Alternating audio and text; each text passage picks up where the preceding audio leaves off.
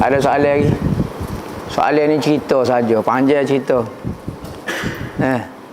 Molek tanya bab hukum akal. Cerita ni boleh ayat cerita tapi takut jadi panjang pula. Pertama cerita Iskandar Zulkarnain bina tembok Ya'juj Ma'juj. Kedua siapa Iskandar Zulkarnain.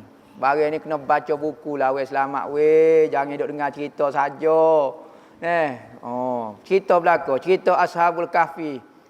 Cerita sahabat jumpa Dajjal. Kau mana?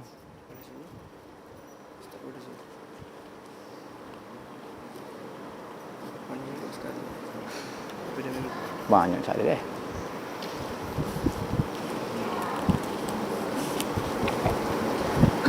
Bagaimana cara buah lintasi hati yang ragu kita, yang ragu, yang rasa kita ni lebih baik daripada orang lain. Mari perasaan kita lebih baik daripada orang lainnya, marilah lintasi hati. Moga setan dia tak berhenti kerja dia. Kita terlala sikit, letih sikit, dia pun ngoyak. Oh, demo bagus lah ni. Letih deh, tahajud semalam tu. Kita kata pun cepat-cepat kita istighfar untuk diri kita. Tak bunyi mulut lagi baru setan cocok. Kita takut kita terikut kata-kata setan. Setan duk cocok macam setan kerja dia dah. Maka lagu mana? Minta berlindung dengan setan. A'udzubillahi minasyaitonirrajim. Ya Allah ya Tuhanku, ambil setan ni teruk jauh, mudah kecek-kecek. Jauh ke hamba daripada setan yang direja. Apa? Sebab kita nak lawan setan tak boleh. Setan ke payuh kita lagu mana tak tahu, tengah tidur punya. Maka katanya ulama, setan dengan kita ni supaya seekor anjing. Kita lalu pada satu tempat ada seekor anjing duk. Kita pun ambil kayu pekung. Dia mari pula. Duk balas lagu tu. Maka katanya cara paling molek, kita ketuk pintu rumah kawan tu. Ketuk pintu rumah dia, panggil tuan dia. Ni anjing demo ke? Anjing demo. Ambil. Anjing dia tuan dia ambil pergi.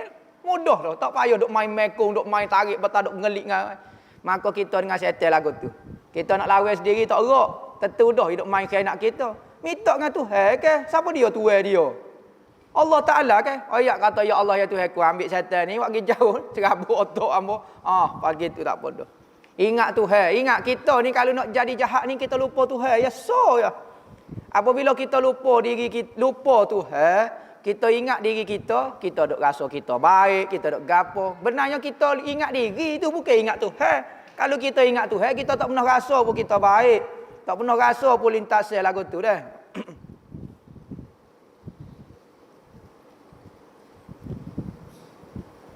Ustaz minat tak masuk dalam bidang politik. Parti yang mana ustaz suka? Ambo parti Nabi Muhammad sudahlah. Ambo tahulah tak pandai dalam bab ni. Sebab apa? Sebab banyak kalinya tipu demo.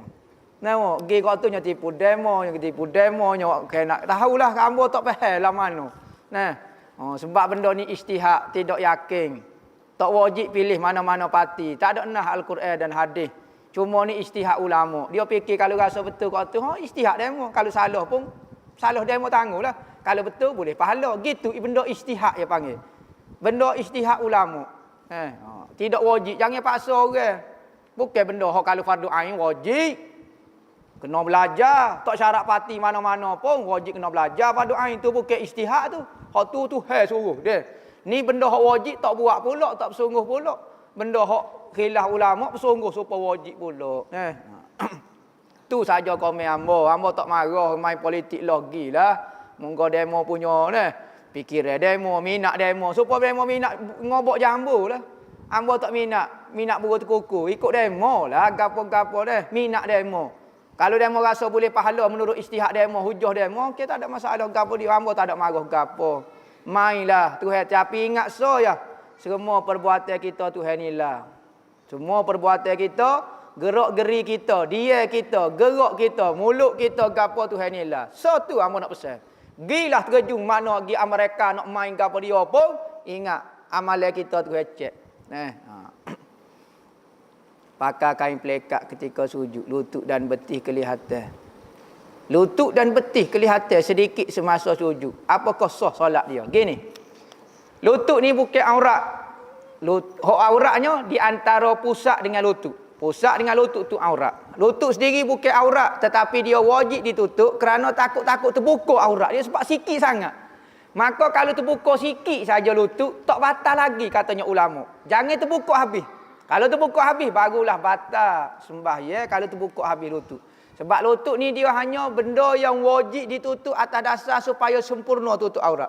Jadi kalau sains naik selok sikit kan, tengah lutut ni. Lutut ni masuk dia pertemuan ni. Tulang betis dengan tulang paha ni. Tulang ni. Maka separuh ni separuh lutut, ni separuh lutut. Jadi kalau terbuka separuh lutut tulang ni, hak ni tutup lagi. Sah hukum dia nah. Tapi jangan duk selok lagu tu lah. Oh nak style, nak tak payah style lah, batal masalah pula.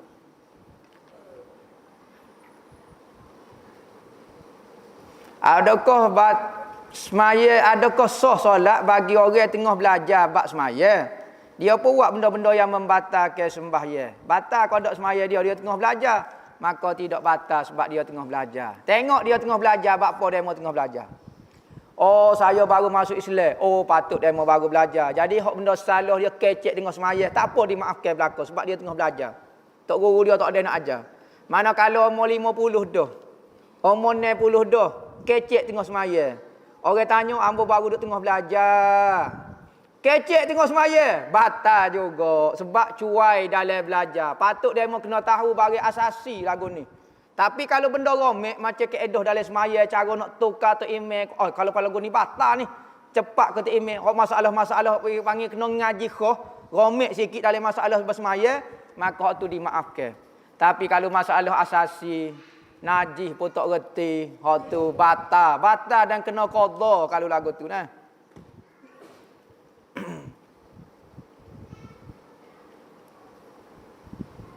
Wirid sakron dan ijazahnya. Wirid sakron ni wirid yang diamalkan oleh seorang ulama.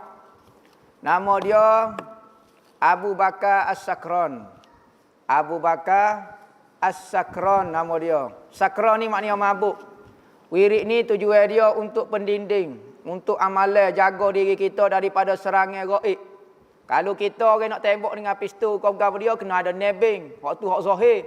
Kalau hak batin, dia mau nak serang kita, okey dia ada cara-cara dia, pelindung-pelindung dia. Antaranya menggunakan wirid-wirid, hizib-hizib dan ayat Al-Quran. Antara yang masyhur ni, Wirdus Sakron. Wirid Sakron. Dibacalah. Kalau nak suruh kuat, wirid sakron ni 21 kali sehari. 21 kali sehari diamalkan. Boleh bomo orang gila, orang tak gila, orang tak mengaku gila, boleh berlaku bomo tu. 21 kali sehari amalan dia. Tu wirid sakron. Paling malah sekali sehari. Pilihlah moleknya maghrib dengan isya tu ada amalan Ambo ijazah tu, ambo ijazah cara amalan tu sebagaimana ambo terima daripada guru ambo.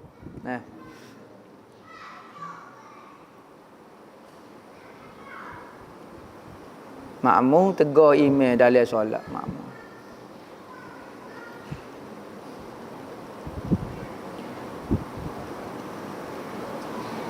Sudah. Oh ni satu masalah. Makmum dia tegur tu imam. Makmum dia tegur tu imam, dia kata tu imam ni salah. Ikut sebut subhanallah ke apa. Apabila tu imam ikut dia pun teringat, oh salah. Betul dah tu imam saat ni. Sudah. Contohnya ikutlah gapo-gapo dia deh. Misalnya ada berlaku, hamba pernah berlaku ni, maya di hotel. Kawan tu maya betul dah. 3 rakaat dah maghrib, tegur lagi bangun caca, subhanallah. Tak tahu terlala kau lagu mana terlala subhanallah. Kawan tu bangunlah jadi tu imam. Duduk pula makmum, gambar-gambar duduk Allah nyanyi buat kerja lagu tu jadi pening. Nampak? Sebab tu kita makmum jangan cepat tegur imam. Kecuali yakin. Seperti ramai sangat nak tegur. Nampak? Pakat paling berlaku. Sudah. Tu imam salah. Tapi kalau kita rasa kita sorang yang rasa tu imam tu salah, tak usah tegur. Kita ihtimal kita terlalai. Kita tanggung ke kata kita terlalai lah ni. Terlalai dah ni. Tu imam betul. Gitu mudah nah. Siapa yang kena solat balik? Nak marah ni. Tu imam nak marah ni. Siapa dia kena semaya semula? Tengok kesalahan lagu mana. Kalau salah berlaku pakai misalnya salah bangun. Kau itu subhanallah bangun kamu ikutlah.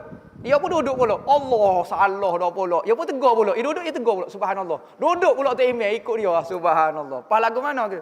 Tak patah semaya dia Hukum dia tak payah semaya semula. Cukup hanya sujud sawi saja kalau masalah lagu ni. Ni kesilapan lah. Tapi kesilapan ni balah masa. Setengah orang tu basuh. Bos maya dengan hamba kalau buat kerja lagu ni. Kita bangun dia orang kita duduk dia kata salah. Kita bangun duduk pula salah juga. Nama lagu tu. Hak berat lagi makmum. Ha ni makmum ni.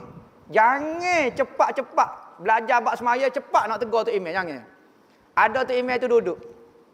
Makmum tegur subhanallah dia nak bangun. Acu nak bangun, makmum pula tegur subhanallah. Dia nak duduk lagu mana? Diri duduk. Ada lagu mana? Duduk mana tu? Tu imam duduk lagu tu duk mai. Sudah. Subhanallah ni separuh subhanallah ni bagus pada. Lagu mana nak buat kerja? Ada makmum jangan cepat juga.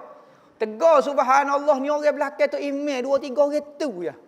Hak lain jangan. Ni hak duk belakang soh kelima. Subhanallah tu tambah berat sungguh kata nak suruh nampak biar dengar. Tak boleh buat kerja lagu tu jadi keliru tu imam dah.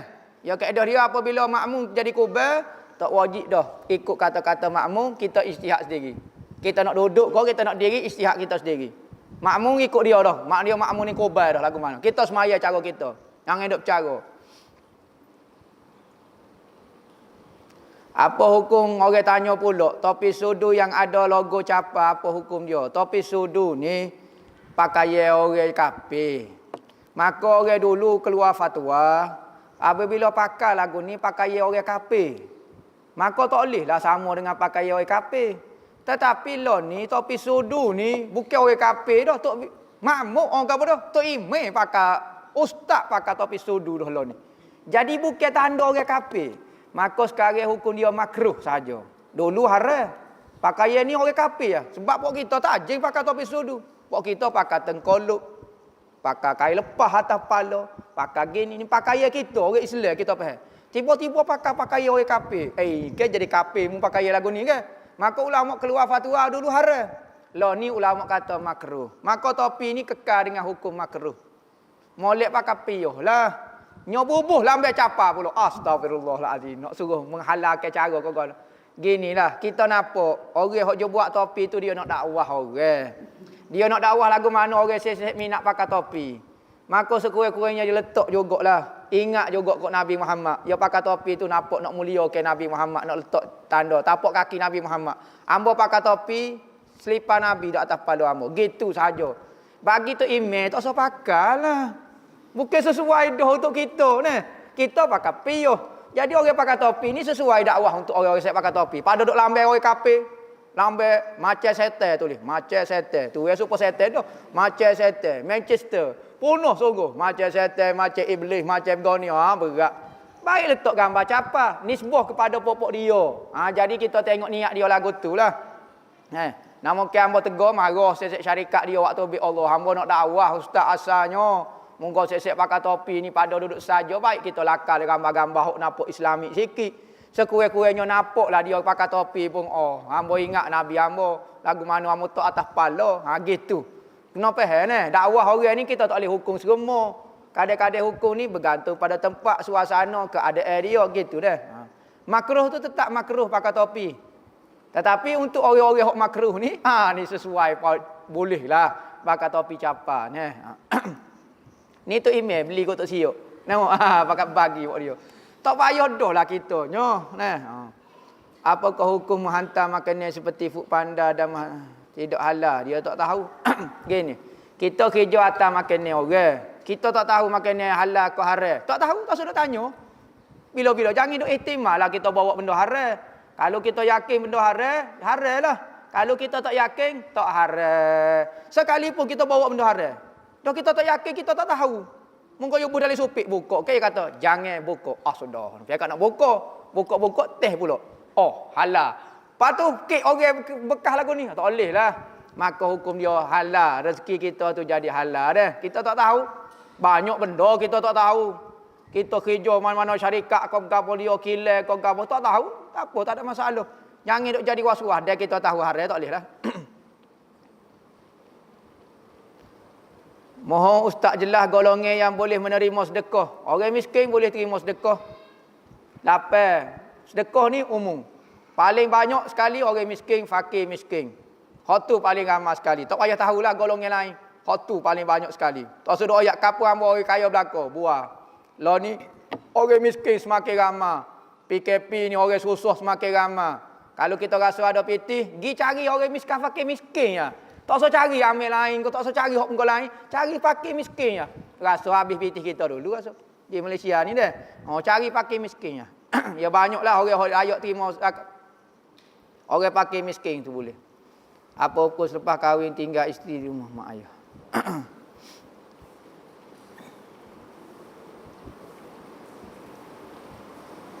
Apa hukum kita menikah, lepas pada nikah kita letak bini kita rumah mak ayah kita?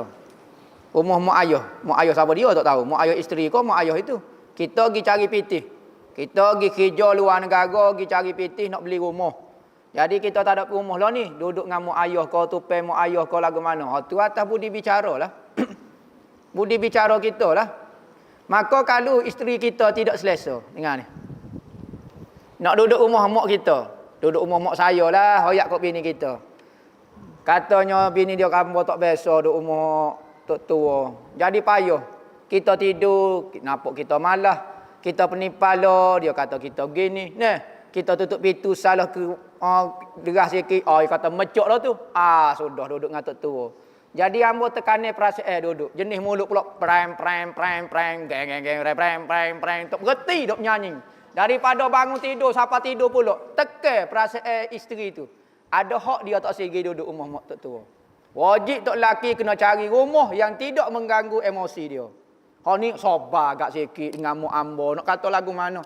Saya ada hak untuk saya tak segi duduk tempat ni. Maka wajib suami cari rumah. Nah, untuk dia duduk sendiri, untuk isteri tu boleh duduk tak ada masalah. Nah, jangan tok tua ni kalau silap temu gak. Nah, tok tua ni sudahlah. Kita makan salah, kita tak makan salah. Ni apa tak si makan ramai-ramai. Kita pergi makan, makan dulu 20. Allah. Makan nasi, ngangor lebih sikit. Jenis pelahak rupanya. Allah. Makan sikit rasa tak sedap ke hok mak masuk. Pulak hok mana so nak buat tak tahu.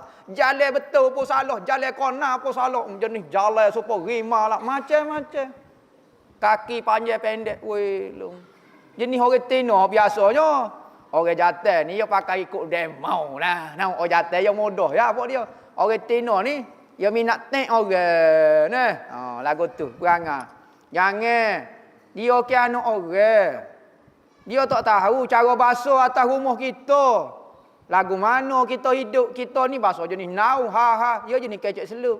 Tak ada mulut natu saya. Allah nak tek lagi. Kawan tu senyap apa tak kena. Kawan tu kecek dia. Tu je. Semolek-moleknya lelaki duduk rumah sendiri dah. Takut ada masalah. Kalau tak ada masalah, baru duduk dengan ibu bapa. Khidmat kepada ibu bapa. Lagu tu dah. Dan orang Tino kena pandai tackle tok tua. Pertama kita kena ambil hati mak kepada suami kita. Dia tu kalau dia kena lagu dia kak. Telefon tak sebentar. Mana natu kesayangan hamba ni kak? Dia kena lagu dia tak apalah. Biar kena dengan lagu dia tak apa. Kalau tak kena lagu dia, buat baik setara mana tok tua dia tak kena habis nyotek. Kita jalan tak bunyi dah sumuk tak mampu kalau jerit. Dok kata tak jauh gini macam-macam. Malah buat kerja. La haula wala. Gini sikit-sikit pening, sikit-sikit loyo, sikit-sikit gapo. Allah manja.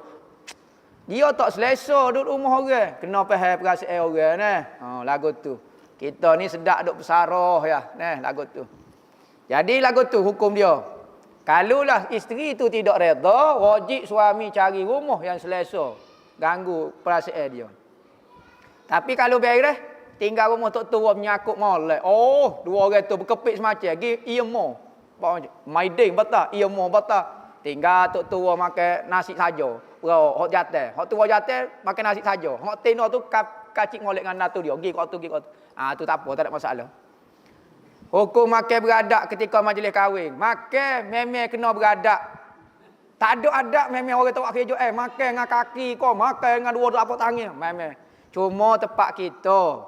Tradisi orang kita. Apabila nikah, tok tua nak kenal lah. Natu ni makan lagu mana Kau makan dengan tapak kaki kau lagu mana. Jadi nak tengok. Maka dia pun pakai beradak. Beradak lagu mana? Beradak maknanya beradak depan-depan dan makan nak tengok adat ke mana. Makan tu gak selu nak tengok Jenis hak tu jenis liar, duk makan sambal lada. Hak jenis masa natu jenis tak kai cara apa?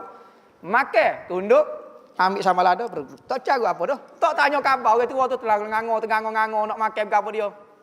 Tak reti cara basuh. Jadi kalau nak makan beradak, nipu sikit pun tak apalah. Lepas ni kita timbuklah cara kita nya nah. Makan depan orang tua, cara adat dia lagu mana? Royak dulu orang tua. Doa ayah doa. Ayah dia tak reti. Doa soda. Ayah dia kata budak ni nak mampu aku awal lagi. Orang nak uji dia kata suruh doa dah pun. Soda. Gelisah ayah dia soda. Gosok kali amin bunyi. Amin kat tu amin bunyi kata makan soda. Makan tok tua pulah dah. Makan lagu mana? Jangan setuh lauk biar orang tua dulu setuh. Kita atas rumah orang tua muka dia cari, penat dia. Biar dia setuh dulu. Kita makan sisa tak apa muka dia sesuai. Ni kita dah mau buat kelik ikan berok kita gomor dulu. You tengok. Sila. Ya. Kita makan jangan jungai sangat makan ni orang. Setengah orang tak suka jungai atas makan ni dia. Jatuh nasi gapo dia. Makan tu gak kita muka sambal lada tu gak depan kita. Makan tu gak berair dah putih mata. Nak jungai takut dia mau salah. Pandai-pandai deh. Orang dulu tu makan beradab. Apa hukum? Tak ada masalah. Nak buat tiap-tiap hari tak apa makan beradab. Kau molek. Udah dalam gapo ikan talapia lah ikan gapo deh. Kau molek nak buat tiap-tiap hari tak apa makan beradab. Jadi tak ada masalah gapo dia hukum makan beradab ni. Dalam majlis perkahwin ni tak ada masalah apa. Lepas tu kadang-kadang masa tu lah dia nak belajar adab. Baru tahu. Keluarga ni ajar adab rupanya anak dia. Ni makan. Amin. Bro, ambil pinggir tok tua dia, ambil nasi bro. Tok tua dia kata Allah, mak pak tak ajar, tahulah keluarga dia setara mana nah. Masa duduk jauh tak apa, dia duduk depan mata tahulah setara mana. Seekor kucing setuh dengan kita, maka lekatlah bulu pada baju kita, apa hukum? Tengok kalau banyak hukum dia tak boleh najis, kalau sikit dua orang hukum dia dimaafkan, tak ada masalah. Kecuali rumah kita terlalu banyak kucing. Maka kita kebah dah kain kita gapo dia maya ada lagi bulu kucing. Hak tu dimaafkan sebab untuk rumah kita saja deh. Sebab rumah kita ada banyak kucing. Kawasan tak ada kucing, tak dimaafnya kecuali dua helai saja. Apa hukum menggerakkan tabung masjid semasa khutbah Jumaat? Ingat ketika baca rukun, Tok Khatib baca alhamdulillah. Bahasa Arab tu lah kita mula terjemah. Bahasa Arab tu rukun belaka biar kita tak faham apa. Alhamdulillah ittaqullah. Alhamdulillah Allahumma salli ala sayyidina Muhammad ittaqullah. Jangan gerak gapo-gapo. Kosek tabung pun jangan. Hak ni satu AJK masjid satu masalah juga. Tai rukun jangan buat gitu. Nyanyolah pahala dia tak ada pahala. Ada ulama kata tak boleh pahala maya Jumaat kerana apa? Kecek tak boleh dah. Kecek tak boleh dah ketika khutbah Jumaat. Ni gerak tabung. Ngik. Lepas pada semaya Jumaat baru nak kesok. Masa khutbah tu tak usah kesok. Dia kata kalau kesok masa tu tak ada. Terlepas orang turun semaya kalau awal ni dah lah boleh banyak sikit. Lepas tu pada dok sah tak boleh pahala tak boleh apa dia. Jangan buat kerja lagu tu. Ada tok guru tu ai kosek depan dia tak setuh. Tak setuh. Samsing tok guru ni. Orang suka set tabung pun dak. Dia reti hukum. Kita tak tahu apa. Ngik. Orang dok baca rukun, kali dok perhati tabung tu. Di mana tabung tu? Kawan tu bos ria. Orang dok baca rukun, kita tak dengar apa. Pedoh apa? Kena belajarlah. Nah. Time orang dok khutbah, ikut dia lah. Jadi tak boleh hukum dia dah. Ada ulama, ada satu hadis Nabi larang sahabat-sahabat dok main anak batu. Time dengar khutbah dok main benda. Maka kiyah dalam benda ni. Tak boleh main. Kesek tabung kau gapo dia nah. Kena kecek dengan AJK masjid. Buat benda tu biar berdasarkan ilmu. Jangan pakai rasa, gamuk tak boleh.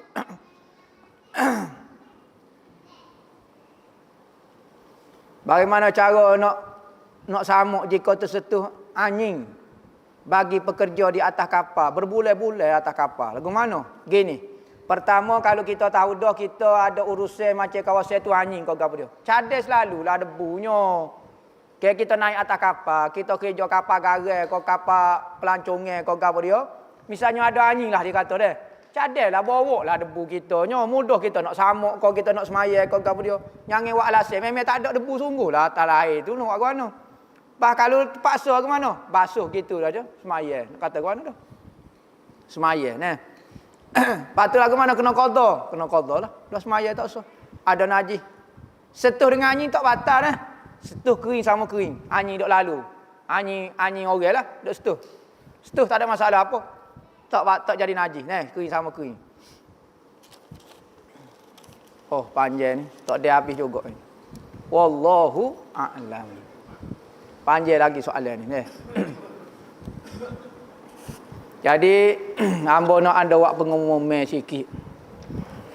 Jadi sebagaimana diketahui dah, kita selaku Madrasah Ribat Mustafa tiap-tiap tahun kita ada buat majlis besar-besar, majlis Maulidin Nabi. Majlis menyambut hari kelahiran Nabi. Biarlah dia bukan anak beranak kita tapi dia Nabi kita. Hubungan yang paling mulia, paling tinggi seseorang itu adalah umat dengan Nabi dia. Mengatasi hubungan ibu bapa lagi. Maka kita Madrasah Ribat Mustafa terpanggil dan terasa seperti kefarduan untuk menyambut hari kelahiran Nabi. Pada tahun ni kita nak buat secara besar-besaran dan berlainan daripada tahun sebelumnya. Iaitu rezeki kita. Ada orang setuju nak bawa mari barang-barang Rasulullah. Barang-barang Rasulullah kita akan buat pameran selama 10 hari. Bermula daripada 12 Rabiul Awal. 12 Rabiul Awal maulid besar-besaran di pondok dan perasmian dia dan berlangsung 10 hari lepas pada tu. 10 hari. Barang ni bukan kartun, bukan lukisan ke, bukan arca, bukan itu. Barang betul, artifak sungguh. Memang dibuat kajian sains dah, cek DNA, memang barang ni milik Rasulullah sungguh. Ada CJ dia, ada sertifikat dia, ada sanak-sanak dia, apa dia.